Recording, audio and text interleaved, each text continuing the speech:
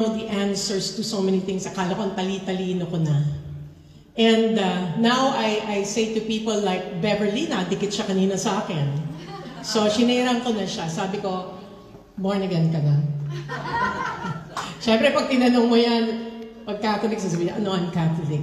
But let me just say that I always say, no, it's not religion. It's a personal relationship with Jesus Christ.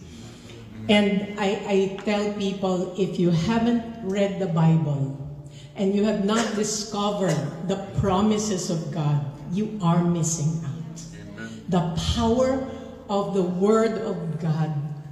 And of course, this is coming from our Lord and Savior that died for us so that we may have this abundant life.